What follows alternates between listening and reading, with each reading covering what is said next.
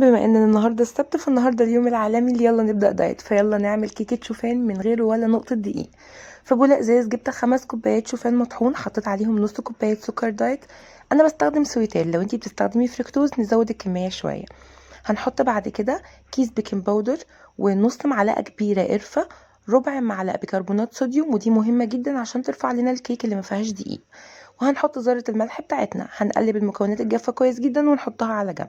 هنجيب الخلاط وهنحط فيه 4 بيضات. ممكن تستخدمي المضرب اليدوي عادي جدا، بس الخلاط هيبقى لطيف ان هيطلعلك الخليط بتاعك كريمي.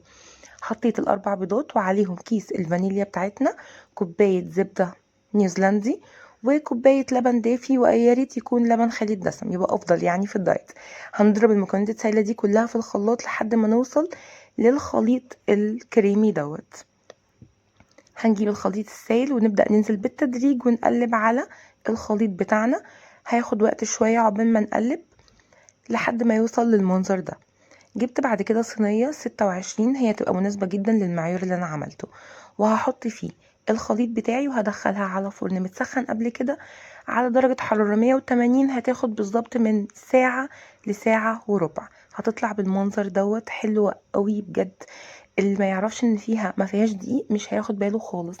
ملمسها وشكلها من جوه، مسامها الواسعه بالظبط اكنها زي الكيكه العاديه. طعم القرفه فيها حلو قوي. كمان لما نيجي نقطمها من جوه هنلاقي المسام بتاعتها حلوه، مغذيه ومشبعه للدايت. هتحسسنا بالشبع وتسد معانا في جوع الدايت. لو عجبتك الوصفه ما تنسيش تعمليها